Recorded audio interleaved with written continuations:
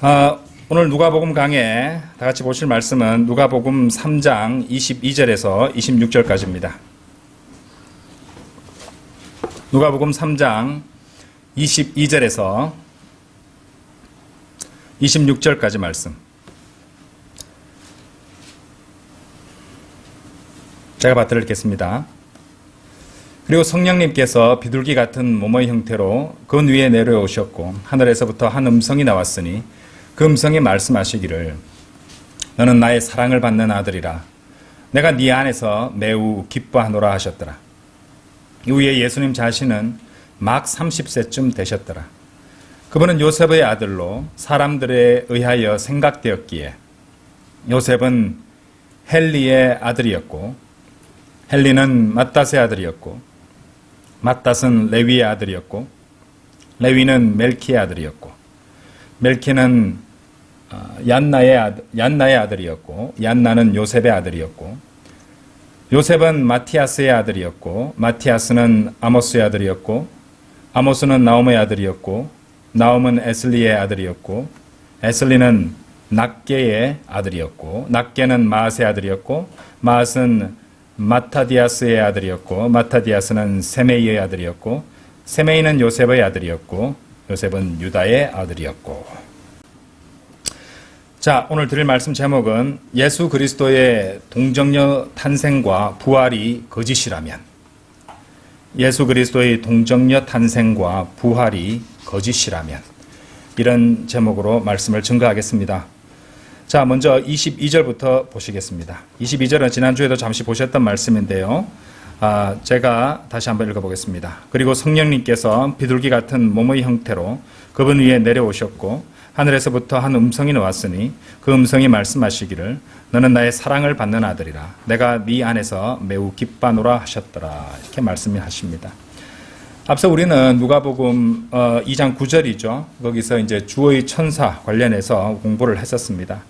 그래서 우리는 그때 하나님께서 한 번에 하나나 둘 이상의 이 장소들에 동시에 한 가지 이상의 모습으로 나타나실 수 있다는 것을 배웠어요. 구유에 누워 계신 어린 아이 예수님도 있었지만은 또 주의 천사로서 동시에 또 나타나셨던 그런 것을 보면서 설명을 했습니다. 복습하는 의미에서 잠시 계시록 4장 한번 열어보시기 바랍니다. 계시록 4장, 요한계시록 4장 2절에서 5절까지 먼저 한번 읽어볼게요. 요한계시록 4장 2절에서 5절까지입니다. 요한계시록. 자, 제가 읽겠습니다. 그러자 즉시 내가 영 안에 있었더라. 그런데 보라, 하늘에 한 보좌가 놓여 있었고 한 분이 그 보좌 위에 앉으셨더라. 그런데 앉으신 분은 벽옥과 홍옥같이 보였더라. 그리고 에메랄드처럼 보이는 무지개가 그 보좌 주위에 있었더라. 그리고 그 보좌 주위에 24자리가 있었더라. 그리고 그 자리들 위에 흰 의상으로 옷 입혀진 24장로들이 앉아있는 것을 내가 보았더라. 그런즉 그들은 자신들의 머리들 위에 금 왕관들을 썼더라. 5절, 또한 그 보좌에서 번개들과 천둥들과 음성들이 나왔더라. 그리고 그 보좌 앞에, 자, 보좌에 있는데 보좌 앞에 타오르는 7 등불들이 있었으니 그것들은 하나님의 7 영들이라. 보좌에 앉아 계신 분이 있고 그 앞에서 7 영들이 또 불타는 불에 불타는 타오르는 7 등불이라고 말씀하셨죠. 자, 계시록 5장 그 옆으로 한번 보세요. 6절 7절도 한번 보세요. 이어서 내가 보았더니 보라, 그 보좌와 그 네 짐승들과 그 장로들 가운데 도살당했던 것 같은 한 어린 양이 서 계셨고 7 뿔들과 7 눈들이 있으셨는데 7 눈들은 온 땅으로 파송된 하나님의 7 영들이라. 그리고 그분께서 오셔서 어린 양이 오셔서 보좌 위에 앉으신 분의 오른손에서 그 책을 취하셨더라. 자, 이런 4장, 5장, 계시록 4장, 5장 이 말씀들을 이렇게 보시니까 우리는 이 말씀들에서 이제 보좌에 앉아 계시는 아버지 하나님도 있고 또 보좌 앞에 계시는 성령 하나님도 계시고 아까 7 등불, 타오르는 7 등불이 있었죠. 성령 하나님이시잖아요. 보좌에 아버지 하나님 앉아 계시고요. 그리고 아까 5장에서 보좌로 오시는 아들 하나님, 어린 양, 그렇죠? 을 보고 있다는 말입니다. 그처럼 무소부재하신 하나님께서는 한 번에 둘이나 그 이상의 이 장소들에서 이제 한 가지 형태나 그 이상의 형태들로 얼마든지 그런 모습으로 나타나실 수 있다는 것입니다. 그래서 방금 보셨던 요한계시록 4장 5장 말씀에서 이제 하나님은 이제 등불, 7등불 영으로 나타나고, 계시록 5장 5절에도 보시면은 이제 사자라는 그런 명칭이 또 나오고요. 계시록 5장 6절에는 어린 양도 나오시고, 5장 6절에 눈들도 나오고요. 왜냐하면은 이제 눈들이 있으셨는데 7눈들은 7영들이라고 하셨으니까 눈들도 영들이란 말입니다. 그렇죠? 그리고 인간의 모습, 5장 7절에 저 보좌 위에 앉으신 분의 오른손에 있는 모습, 그런 모습으로 이렇게 취하실 수 있다. 그런 모습들을 취하실 수 있다. 그래서 한 분 하나님이 서로 다른 형태들로, 모습으로 명백하게 드러나시는 것이다. 이런 것들을 보여주는 예시라고 우리가 이해할 수 있습니다. 자, 그것을 기억하면서 오늘 본문 누가복음 3장 22절 말씀을 보시면 됩니다. 자, 거기서 그것과는 조금 성격이 다른데요. 바로 삼위일체 이 진리를 보여주는, 단적으로 보여주는 대목이라고 할 수 있습니다. 우리가 이제 삼위일체에 대해서는 성경 기록들로 비교하기, 우리 공부하실 때 이제 말씀들을 갖다가 이제 성경 기록들을 갖다가 이제 관련 구절들을 또 찾고 읽고, 또 거기서 교리를 뽑아내고 진리를 뽑아내고 또 더하고 이래서 완전한 삼위일체 교리가 형성되는 것을 공부했었습니다. 요한일서 5장 7절이었고 요한복음 1장 14절 29절이었으며 에베소서 4장 5절 6절을 가지고 이 세 부분을 통해서 삼위일체 교리를 정립하는 과정을 공부했음을 잘 기억하실 것입니다. 그 삼위일체 하나님의 세 위격이 오늘 보시는 누가복음 3장 22절에 잘 나와 있다는 말이죠. 그러니까 성령님께서 나오십니다. 비둘기 같은 몸의 형체로 그분이 내려오셨습니다. 그리고 아버지 하나님의 음성이 나옵니다. 하늘에서부터 한 음성이 나왔으니. 그렇죠? 그리고 예수님은 이제 침례자 요한에게 침례를 받고 물에서 올라오시는 대목이니까 또 너는 나의 사랑을 받는 아들이라고 이제 하나님께서 그렇게 말씀하신 것이죠. 내가 네 안에서 매우 기뻐하노라. 그러니까 이 한 절 안에 삼위일체의 세 위격이 나옵니다. 그렇죠? 그래서 이 서로 다른 세 위격이 이렇게 나타나고 있다는 것이죠. 성령 하나님께서 비둘기의 모습으로, 아버지 하나님께서는 하늘로부터 말씀하시는 것이고, 아들 하나님께서 침례를 받고 계시는 이 장면입니다. 이 세 가지의 서로 다른 위격들, 영어로 persons라고 하는데 이것들이 명백하게 드러나시는 유일하신 하나님을 말하는 것이죠. 그렇죠? 한 분 하나님이신데 서로 다른 세 가지 위격들을 갖고 계신다는 것이죠. 이 이교도 뿐만 아니라 이제 이단들도 이 몰몬교들, 여호와의 증인들, 모슬렘들 이런 그런 곳에서도 그들은 또 소위 말하는 자신들이 규정하는 삼위일체를 갖다가 가르칩니다. 예, 힌두교만 해도요.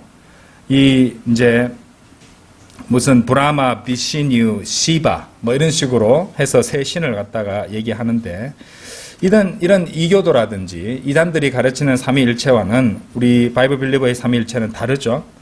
예.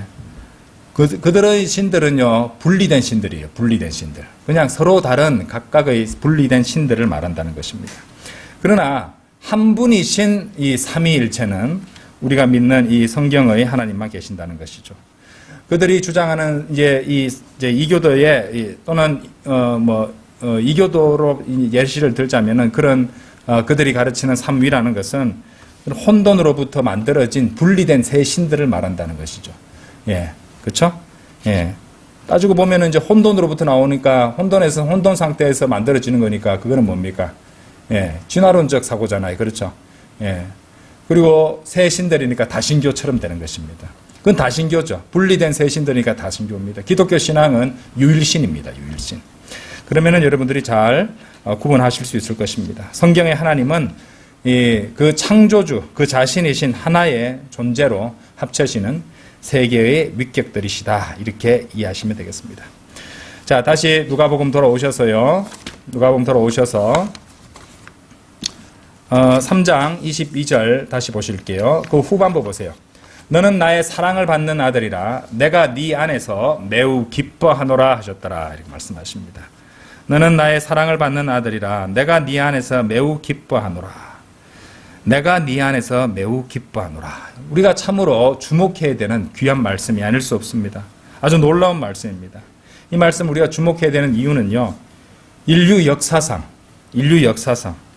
또 인간 역사 이제 그 이 지구상에 살았던 모든 인간들 중에서 현재 세계 인구를 갖다가 이렇게 한 80억 명 정도로 규정 짓습니다.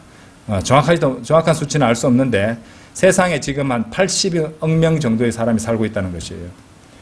그래서 이제까지 살다가 죽었던 사람들 수도 대충 그 정도 된다는 겁니다.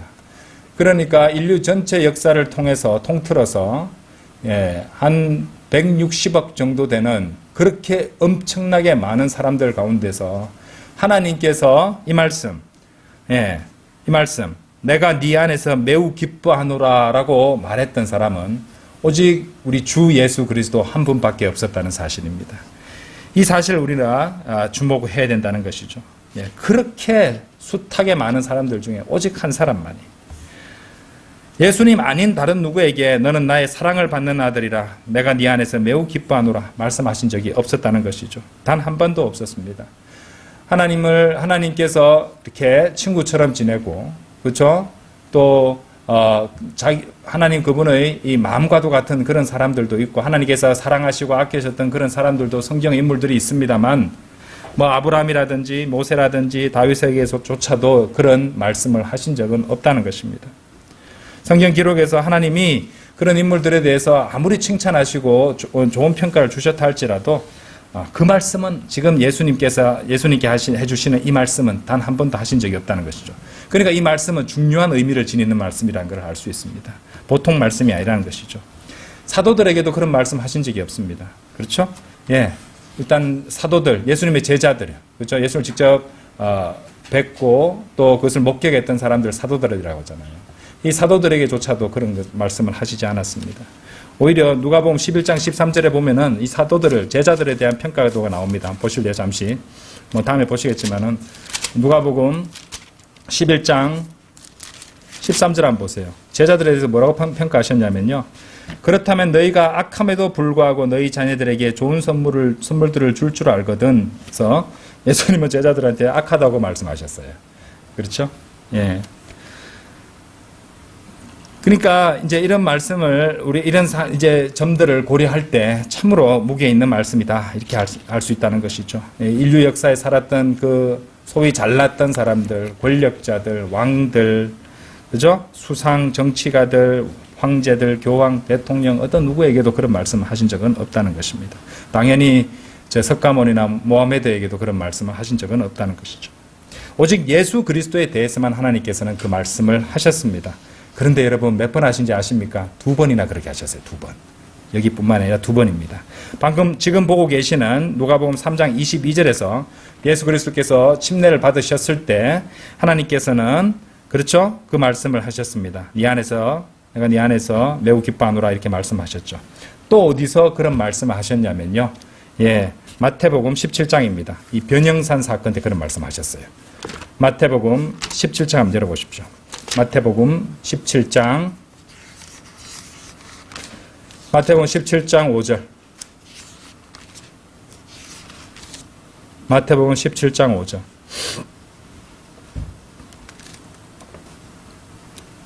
보라, 그가 아직 말하는 동안에 밝은 구름이 그들에게 그늘을 드리웠더라. 그리하여 구름 속에서 나온 음성이 말씀하시기를 이는 나의 사랑을 받는 아들이니 보세요. 내가 그의 안에서 매우 기뻐하노라. 너희는 그의 말을 들으라 하신 것을 보라 했습니다. 오묘하지 않습니까? 그 침례자 요한에게 침례를 받고 올라오실 때도 그 말씀 하셨는데 이 변형산 사건 때 그 말씀을 또 하셨다는 것입니다. 이제 아시는 분은 아시겠지만은 우리가 성경 공부를 해보시면은 이 변형산 사건이 재림을 보여주는 사건임을 우리가 알 수 있잖아요. 왜냐하면은 그 바로 앞절 보세요. 16장 28절. 진실로 내가 너에게 말하노니 여기에 서 있는 몇 사람은 그들이 인자가 자신의 왕국으로 오는 것을 재림이잖아요. 볼 때까지 죽음을 맛보지 아니하리라 해놓고 곧바로 17장에서 변형산 사건을 보여주고 계신다는 것입니다. 한 구절 더 보시면은 증거 구절을 확인할 수 있는데 베드로 후서 한번 열어보세요. 베드로 후서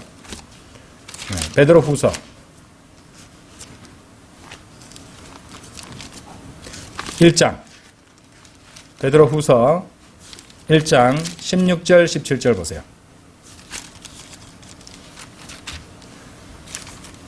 베드로후서 1장 16절 17절. 이는 우리가 너희에게 우리 주 예수 그리스도의 권능과 오심을 알려주었을 때 우리는 교활하게 고안된 허구로들을 따는 것이 아니라 오히려 그분의 위엄의 목격자들이었기 때문이라. 이게 아까 주 예수 그리스도의 권능과 오심을 알려주었을 때 그 말씀 나왔죠? 17절 보세요. 이는 탁월한 영광으로부터 그와 같은 음성이 이는 나의 사랑을 받는 아들이요 내가 그의 안에서 매우 기뻐하노라 또 나왔죠. 그죠? 이거는 이제 마태복음 17장의 변형산 사건의 그것을 그대로 옮기고 있는 겁니다. 하고 그분께 임하였을 때 그분께서 하나님 아버지로부터 존귀와 영광을 받으셨기 때문이라. 그렇죠. 우리 보통 영광 하면 재림과 연관되어 있잖아요. 그죠? 휴거, 재림. 자, 그 다음에 18절 보세요. 그런즉 우리가 그분과 함께 거룩한 산에 있었을 때 변형산을 말하죠. 우리는 하늘로부터 온 이 음성을 들었느니라. 자, 19절 또한 우리에게 더 확실한 예언의 말씀이 있으니 성경 말씀이죠. 너희가 날이 밝아올 때까지 그리고 낮의 별이 너희 마음속에 떠오를 때까지 재림입니다. 그죠? 의의 태양이신 우리 주 예수 그리스도죠.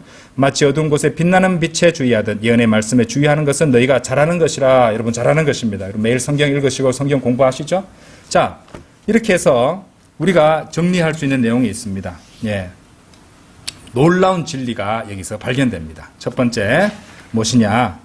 첫 번째, 하나님께서는 그분의 초림 때 그분의 아들로 인해서 매우 기뻐하셨습니다. 초림 때 침례자 요한이 요한의 침례는 예수 그리스도를 유대인들에게 드러내기 위해서 이제 침례를 베풀었잖아요.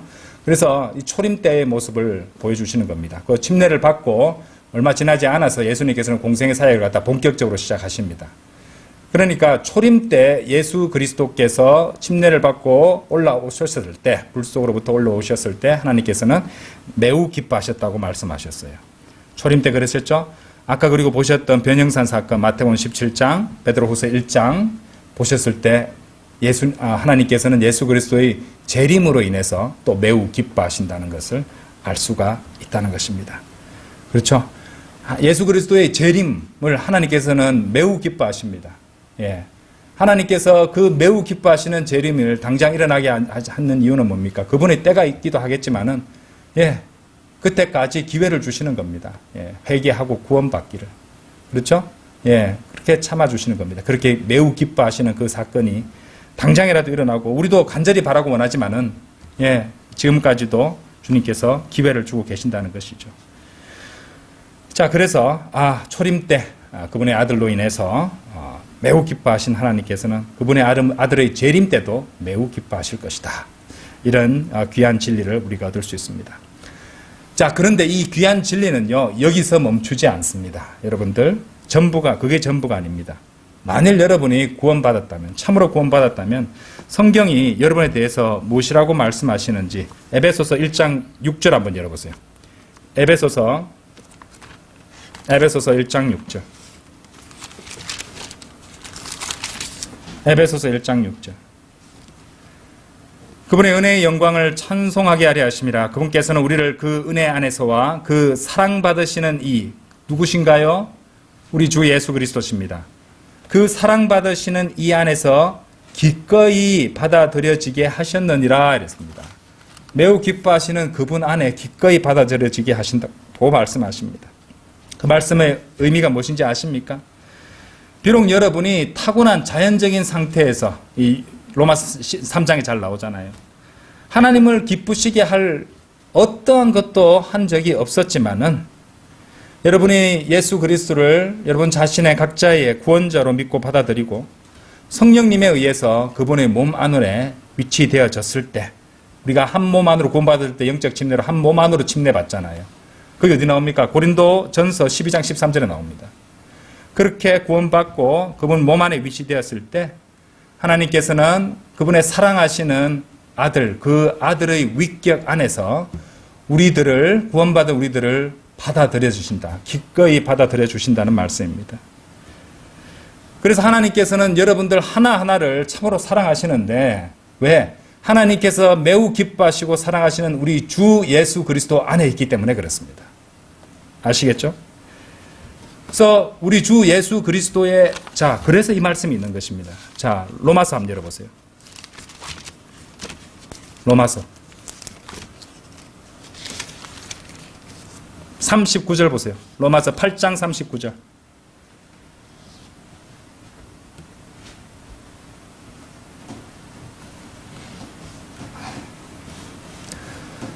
높음이나 깊음이나 어떠한 다른 창조물이라도 그리스도 예수 우리 주 안에 있는, 여러분은 우리 주 안에, 그리스도 예수 우리 주 안에 있습니다. 주 안에 있는 하나님의 사랑으로부터, 예수 그리스도 안에 있을 때 그 안에서 하나님의 사랑을 찾을 수 있고, 또 우리가 그 안에 있다면, 예수 그리스도 안에 있다면 그 하나님의 사랑, 그 안에 있는 하나님의 사랑부터 우리를 분리시킬 수 있는 것은 아무것도 없다는 것입니다. 구원의 영원한 보장이 되는 이유가 그렇습니다. 우리 주 예수 그리스도 안으로 우리가 이 고린도전서 12장 13절처럼 한 몸 안으로 침례를 받았습니다. 그렇죠? 예, 그렇기 때문에 그분 안에서 하나님께 기꺼이 받아들여 주신 것이고, 하나님께서 우리를 사랑하신 이유는 하나님께서 사랑하시는 우리 주 예수 그리스도 안에 우리가 들어가 있기 때문에 그렇습니다. 로마서 8장 8절 오셨죠? 29절 보세요. 29절. 이는 그분께서 또한 자신이 미리 아신 자들을 그분의 아들의 형상과 일치되게 하시려고, 보세요. 그분의 아들의 형상과 일치되게 하시려고 예정하셨기 때문이니, 그렇죠? 그분의 아들과 형상, 그분의 아들의 형상과 일치되게 될 것입니다. 그러면 하나님께서는 그분이 예수 그리스도를 매우 기뻐하셨듯이 여러분들을 매우 기뻐하시게 될 것입니다. 이까지 다 있어요, 여러분들. 예? 그렇죠? 하나님께서 예수 그리스도의 초림과 재림 때 그분의 아들로 인해서 매우 기뻐하신다고 했는데, 여러분 생각해 보세요. 그 안에 여러분이 포함되어 있다니까요. 예, 그 안에 여러분들이 포함되어 있습니다. 얼마나 크나큰 영광입니까, 여러분들. 예, 가슴이 터질 것 같을 겁니다. 180억 명 중에서. 그죠? 네. 그 안에서 그런 영광을 받을 사람이 몇 명이나 있겠습니까? 어서 그날이 왔으면 좋겠죠? 자, 다시 누가복음 돌아오셔서 누가복음 3장입니다. 누가복음 3장 다시 돌아오셨어요? 23절 보세요. 23절. 3장 23절. 이후에 예수님 자신은 막 30세쯤 되셨더라. 자, 요 표현을 한번 봅시다. 23절에 나오는 이 표현. 예수님 자신은 막 30세쯤 되셨더라. 자, 이 진술은요, 예수 그리스도께서 이 침례를 받으신 시점이 7월 말이나 8월 초의 어느 시점, 그리고 그 시점은 그러니까 예수 그리스도의 생일보다 한 최소한 40일 전의 시점에 위치시켜주는 말씀입니다. 왜냐하면은 침례를 받고 이제 성령님에 의해서 광야로 인도받아서 거기서 사탄의 시험을 40일간 받으십니다. 그러고 돌아오셔서 이제 본격적인 사역을 시작하시는데, 그 본격적인 사역을 시작하시는 시점이 장막절이에요. 예수 그리스도의 생일에 장막절. 그렇죠? 9월 말 10월 초 그쯤 되는 장막절에 예수 그리스도께서 본격적인 사역을 시작하시거든요. 그러니까 이제 침례를 받은 후에, 자, 누가복음 4장 2절 한번 보세요. 4장 2절. 이제 곧 배우게 되겠지만 4장 2절. 자, 1절부터 볼게요. 이후에 예수님께서 성령님으로 충만하시어 요르단에서 되돌아오셨고, 그렇죠? 침례를 거기서 받았잖아요. 성령에 의하여 이끌림을 받아 광야로 들어가시어 40일간 마귀에게 시험을 받으셨더라. 이 진술 때문에 그렇게 판단할 수 있다는 것입니다. 예수님 아까도 말씀드렸듯이 그분의 생일 무렵에 그분의 사역을 본격적으로 시작하시죠. 예수 그리스도의 사역이 장막절, 이제 9월 말 10월 초 정도 되는 9, 10월경 장막절인 그분의 생일 무렵에 시작된다는 것을 알아두시고, 자, 그리고 그 장막절에서 6개월 정도가 지나면은 무슨 명절이 됩니까? 그때가 6월절입니다, 여러분들. 6개월 정도 지난 시점이 3월, 4월이 되는 6월절이 그때가 오는 것이에요. 그리고 예수님의 이 공생의 사역은 몇 번의 6월절이 있습니까? 4번의 6월절이 있습니다. 장막절에서 시작해서 6개월이 지나고 거기서부터 이제 6월절이 있는데 6월절이 4번을 지나갑니다. 4번을.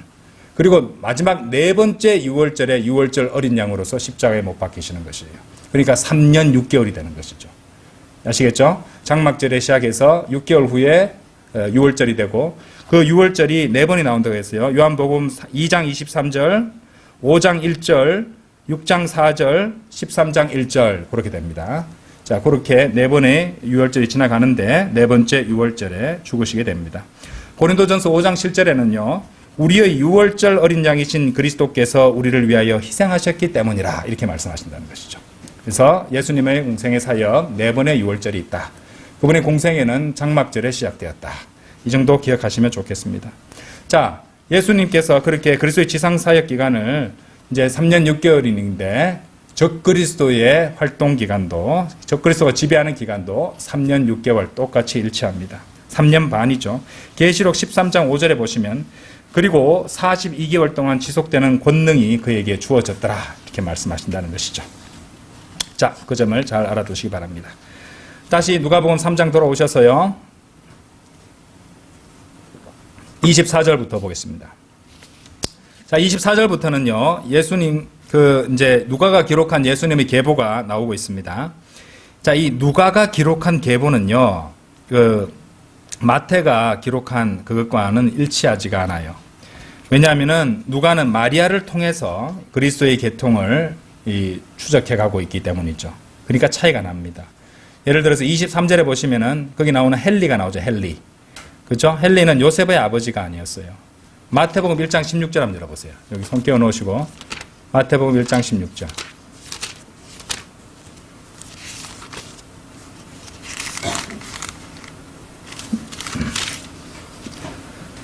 야곱은 마리아의 남편인 요셉을 낳았으니 마리아에게서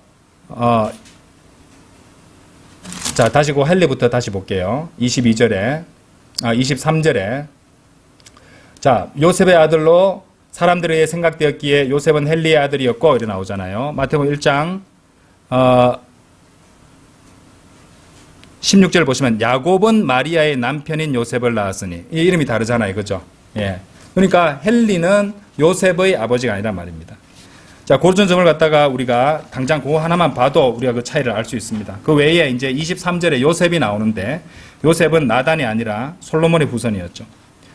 자, 요셉이 왜 헨리의 아들이라고 됐냐면 이것도 틀린 것은 아닙니다. 그러면은 요셉은 여기 마태복음 1장 16절에 보면은 요셉의 아버지는 야곱인데 누가복음 3장 23절에서 요셉은 헨리의 아들이었고 하니까 성경이 모순이지 않느냐, 잘못된 거 아니냐, 그거 아니죠. 이것도 맞는 말인데 왜 맞는 말이냐면은 이 요셉이 헨리의 사위라는 의미에서 아들이라는 겁니다. 그래서 성경을 공부해 보시면요. 사무엘상 24장 16절, 22장 14절 등을 보셔도 알 수 있고 이제 사위 또 아들로 언급될 때가 있고요.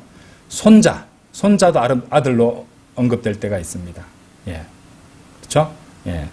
그래서 이런 이제 뭐 따지고 보면은 시어머니가 뭐 있고 또 이렇게 며느리가 있어도 딸처럼 되는 것이고요. 이런 것들이 있다는 것이죠. 그래서 이제 역사적으로나 이제 전통적으로나 기록을 보면요. 이 성경에서 마리아에게 형제가 있었다는 기록이 없습니다. 예. 그렇다면 유대법에 의해서 요셉은 헨리의 아들 가운데 하나로 여겨질 수 있다는 것이죠. 예. 남자 형제가 마리아에게 없었으니까요. 네, 계통이라는 것은 어머니가 아닌 아버지에 의해서 간주되기 때문이었죠. 자, 그러면은 왜 이렇게 했는가? 왜 누가복음처럼 마리아의 계통으로의 전환이 필요했는가? 이 점이 굉장히 중요합니다. 왜냐하면은 그 점이야말로 예수 그리스도께 다윗의 보좌에 대한 권리를 부여하는 부분이 되기 때문에 그렇습니다. 이렇게 반드시 되어야만 했어요. 예. 자, 누가복음 1장 32절 한번 보세요. 누가복음 1장 32절. 자, 이제부터는 잘 들으십시오. 그분께서는 위대하게 되실 것이요 가장 높으신 분의 아들이라 불리시리라. 그리고 주 하나님께서 그분의 조상 다윗의 보좌를 그분에게 주시리라 그랬습니다. 예수님께 다윗의 보좌를 주신다고 말씀하셨어요. 그렇죠? 여러분들 잘 아시겠지만 다윗으로부터 이어지는 이 왕의 혈통은요 솔로몬을 통해서 이어지지만은 어떤 일이 발생했습니다. 어떤 일이 발생했느냐? 여코니아스의 때에 그 혈통이 끊어져 버렸어요. 자, 예레미야 22장 열어보세요. 예레미야서 22장. 예레미야서 22장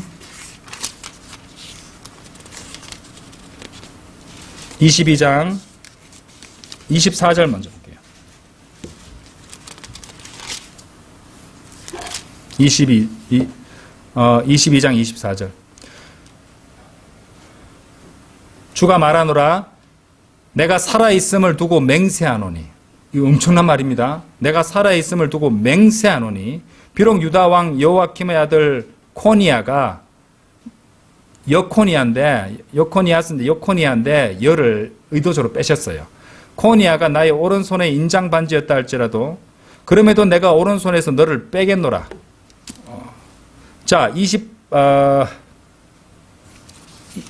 보세요. 예레미야서 한 장 넘겨서 29절 30절. 오 땅이여 땅이여 땅이여 주의 말을 들으라. 세 번이나 말씀하십니다. 땅이여 땅이여 땅이여. 이 계시를 갖다가 공개적으로 말씀하십니다. 주가 이같이 말하노라. 너희는 이 사람이 사람을 자식이 없는 자 그의 날들에 번영하지 못할 한 사람이라 기록하라. 코니아입니다. 여코니아스 지금 우리 신약에서 보셨던 이는 그의 시에서는 번영하여 다윗의 보좌 위에 앉아 유다를 다스릴 사람이 더 이상 아무도 없을 것이기 때문이라. 여코니아에게서 그 번영하여 그의 시에서는 다윗의 보좌 위에 앉아서 유다를 다스릴 사람이 더 이상 아무것도 없을 것이라고 분명히 말씀하셨어요. 누가복음 아까 1장 32절에서는 다윗의 보좌를 예수님께 주신다고 말씀하셨습니다. 그렇기 때문에 그 혈통을 예수님이 받으시면 안 돼요. 그렇죠? 자, 요셉이 어떤 사람인가 보겠습니다. 요셉이 마태복음 11장 열어보세요. 마태복음 1장 11절 11장이 아니고 1장 11절. 거기 딱 이제 이 세대에 대한 계보가 쭉 나옵니다. 요시아스는 여코니아스 낳았죠. 여코니아스와 그의 형제들을 낳았으니 그 무렵에 그들이 바벨론으로 건너갔느니라. 그리고 그들이 바벨론으로 끌려간 뒤에 여코니아스는 낳았죠. 살라디엘을 낳았고 살라디엘은 조로바벨을 낳았고 조로바벨은 아비우스를 낳았고 아비우스는 엘리야킴을 낳았고 엘리야킴은 아조르를 낳았고 쭉 내려옵니다. 그래서 어디까지 나오면 15절 보세요. 엘리우스는 엘라아자를 낳았고 계속 여코니아의 씨가 연결되고 있습니다. 엘라아자는 mat단을 낳았고 mat단은 야곱을 낳았고 야곱은 마리아의 남편인 요셉을 낳았으니 요셉은 여코니아스의 후손이에요. 씨예요. 그렇죠? 예. 그러면 아까도 보셨듯이 이 마태복음 1장 11절 12절에 여코니아스라고 됐는데 아까 보셨던 예레미야 22장에서는 여라는 이름이 빠졌잖아요. 그죠? 여가 뭐냐면은 여호와라는 이름의 약자가 여입니다. 그래서 여코니아스에게 너무나 화가 나셔서 여호와라는 이름의 약자인 여를 빼고 그렇게 말씀하실 정도였다는 것이죠. 그래서 땅이여 오 땅이여 땅이여 주의 말을 들으라 이렇게 말씀하시면서 이 코니아의 후손이 되는 사람 중에 누구도 이스라엘에서 이제 왕으로 다스릴 자가 없으리라고 분명히 말씀하셨습니다. 자, 이 점을 한번 고려해 보고 판단해 보자는 것입니다.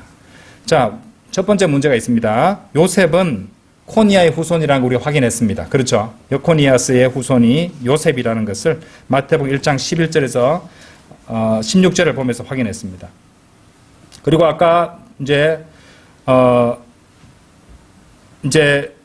하나님께서는 다윗에게 약속을 하셨는데 그의 씨가 그의 보좌에서 이스라엘을 영원토록 다스릴 것이라고 이제 약속을 하셨어요. 일단 보겠습니다. 사무엘하. 이제 성경을 제대로 주의 깊게 보지 않으면 모순투성이가 돼버립니다. 하나님은 거짓말장이 돼버리고요. 근데 잘 봐야 됩니다. 자, 사무엘하 7장 12절.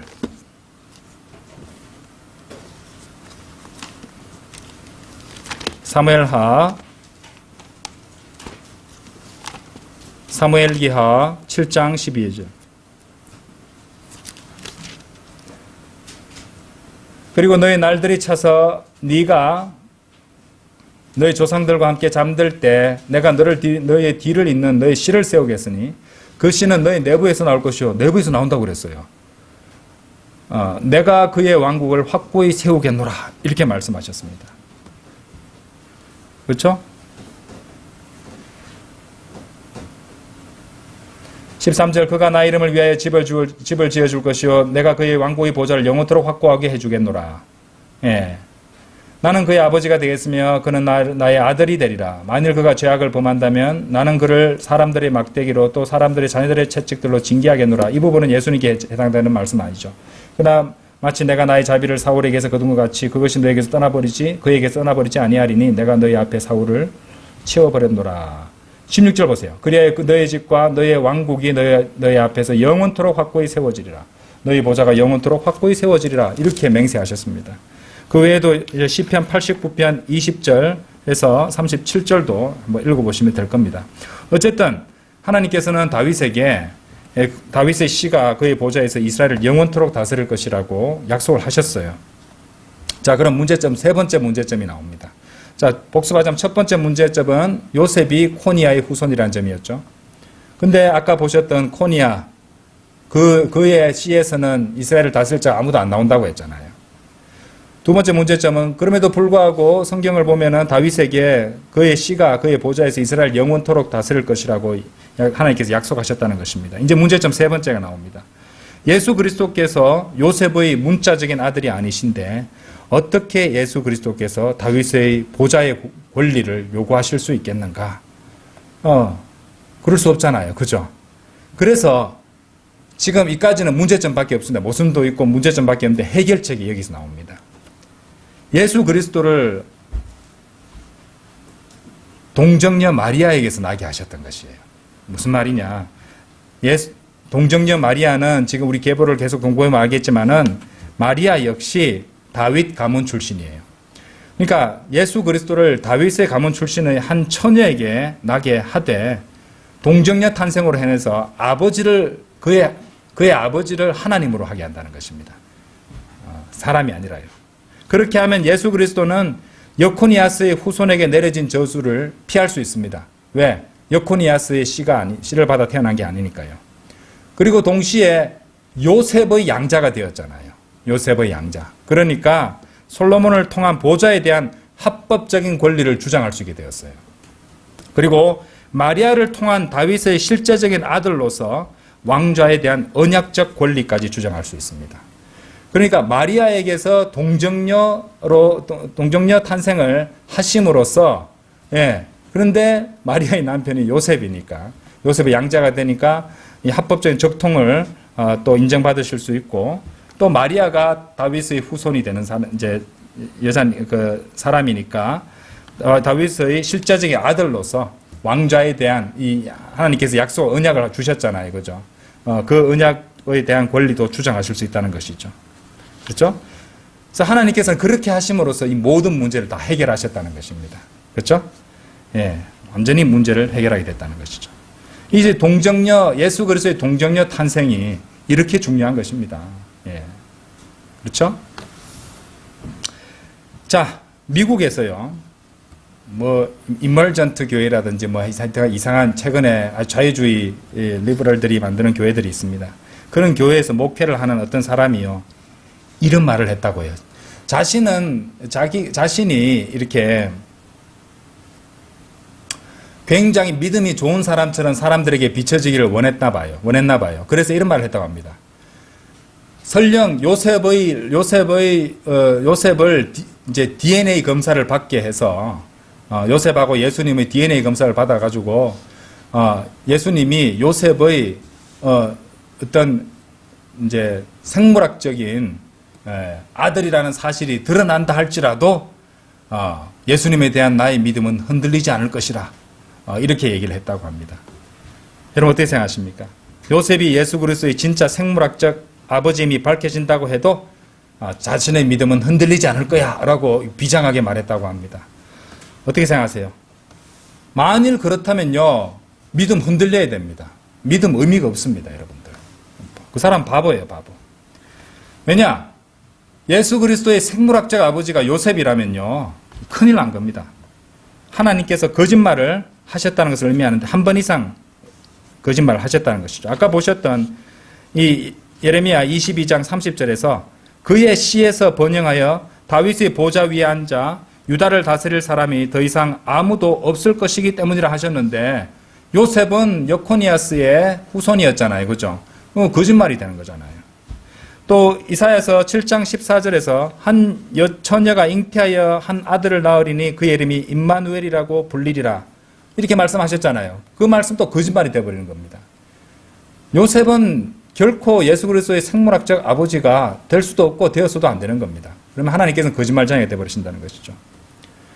그러면 하나님은 신뢰할 수 있는 분이 아닌 것이고 우리가 뭔 짓을 해도 구원받을 수 없다는 것을 의미하게 됩니다. 만일 전능하신 하나님께서 예수 그리스도의 아버지가 아니시라면 그러면요, 예수 그리스도 안에 있는 그 피, 우리가 예수 그리스도의 보혈, 그 피를 공로를 믿어서 구원받았잖아요. 그럼 그 피가 어떤 피라는 겁니까? 하나님의 피가 아니라 요셉의 피. 그죠? 요셉의 피는 뭡니까? 아담의 피잖아요. 그죠? 이 사망을 초래하는 아담의 피를 갖고 있음을 의미하는 것이 됩니다. 그렇죠? 로마서 5장 12절 한번 열어보세요.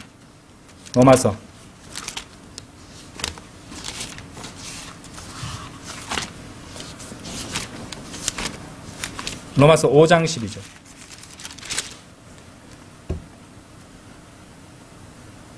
이런 이유로 한 사람으로 말미암아 죄가 세상 안으로 들어왔고 죄로 인하여 사망이 들어온 것과 같으니 그리하여 모든 사람이 죄를 지었으므로 사망이 모든 사람에게 전달되었느니라. 한 사람으로 말미암아 죄가 세상으로 들어와. 아담 때문에 그랬잖아요. 아담은요, 영을 죽게 만들었습니다. 그죠? 아담은 영을 죽게 만들었어요. 그 사람을 통해서, 그 피를 통해서 사망이 모든 사람에게 전달되었다는 것입니다. 그죠? 예수 그리스도는 살려주는 영이지. 이제 우리를 갖다가 영이 다시 거듭나게 해주시는 분이잖아요. 그렇죠? 그 점에서 아담과 대조가 된다는 것입니다. 그렇죠? 자, 고린도전서 15장 22절 한번 열어보세요. 고린도전서 15장 22절. 이는 아담 안에서 모두가 죽는 것 같이 바로 그리스도 안에서도 그렇게 모두가 살게 될 것이기 때문이라. 이렇게 말씀하셨어요. 그러니까 요셉이 예수 그리스도의 생물학적 아버지가 되면 다 끝난 겁니다. 우리 신앙도 다 헛것이 되고 우리가 목 아프게 복음 외치고 전했던 것이 다 거짓 증거가 되어버리는 것이에요. 아시겠어요? 만일 그리스도의 피가 아담의 피라면요, 그것은 예수 그리스도를 우리 같은 죄인으로 만드는 것이고 그분은 죽은 말 한 마리도 구원할 수 없습니다. 죽은 개 한 마리도 구원하실 수 없어요. 만일 그분께서 우리와 같은 죄인이시라면 그것이 의미하는 바는 그분이 무덤으로부터 나오신 것이 아니라는 것을 의미합니다. 만일 그분께서 무덤에서 나오신 것이 아니라면 우리는 여전히 구원받지 못하고 잃어버린 바 되어서 아무 소망도 없이 지옥을 향해서 가고 있는 것밖에 안 됩니다. 그렇죠? 자, 고린도전서 15장 펼쳐놓으셔서 13절부터 한번 보세요. 사도 바울이 얼마나 이 부활에 대해서 강력하게 설교하고 있는지 한번 보도록 하겠습니다. 13절에서 20절. 그러나 만일 죽은 자들의 부활이 없다면 그때는 그리스도께서 살아나지 아니하신 것이라. 바꿔 말하면요, 그리스도께서 부활하신 것이면요, 반드시 우리는 부활한다는 겁니다. 그리고 만일 그리스도께서 살아나지 아니하셨다면 그때 우리의 선포도 헛되고, 말씀드렸죠? 너희의 믿음 역시 헛되니라. 진정 우리는 또한 하나님의 거짓 증인들로 발견되느니라. 이는 우리가 하나님에 관하여 그분께서 그리스도를 일으키셨다고 증언하였기 때문이라. 만일 그러하여 죽은 자들이 살아나지 아니한다면 그분께서 그리스도를 일으키신 것이 아니니라. 이는 만일 죽은 자들이 살아나지 아니한다면 그때는 그리스도께서 일으켜지신 것이 아니기 때문이라. 그리고 만일 그리스도께서 일으켜지신 것이 아니라면 너희의 믿음은 헛되니 너희는 여전히 너희 죄들 가운데 있는 것이라. 그렇다면 그리스도 안에서 잠든 자들도 또한 멸망한 것이라. 이 사람들도 부활 못한다는 겁니다. 만일 그리스도 안에서 우리가 소망하는 것이 오로지 이 생뿐이라면 부활하지 않는다는 말입니다. 우리는 모든 사람들 가운데 가장 비참한 자들이라. 그러나 이제 그리스도께서 죽은 자들로부터 살아나셨고 잠자던 자들의 첫 열매들이 되셨느니라. 이는 사람에 의하여 죽음이 임하였으므로 사람에 의하여 죽은 자들의 부활 또한 임하였기 때문이라. 앞에는 아담 얘기죠. 22절에 설명해 줍니다. 이는 아담 안에서 모두가 죽는 것 같이 바로 그리스도 안에서도 그렇게 모두가 살게 될 것이기 때문이라. 이렇게 말씀하신다는 것이죠. 그렇죠? 그분께서 죽은 자들로부터 일어나셨다는 그 사실이야말로 그분께서 동정녀에서 나셨다는 증거가 되는 것이고 그분의 피가 하나님의 피라는 것을 보여준다는 것입니다. 그렇죠? 자, 마지막으로 로마서 1장 한번 열어보십시오. 로마서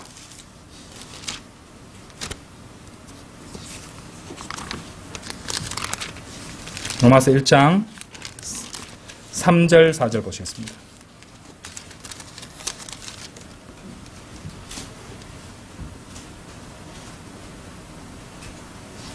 이 복음은 그분의 아들이신 예수 그리스도 우리 주와 관련된 것이라.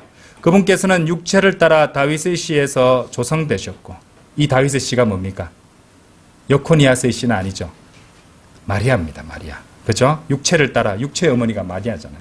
마리아를 육체를 따라 다윗의 씨에서 조성되셨고, 거룩함의 영을 따라 죽은 자들로부터 부활하심으로써 권능으로 하나님의 아들이심이 분명히 밝혀지셨느니라.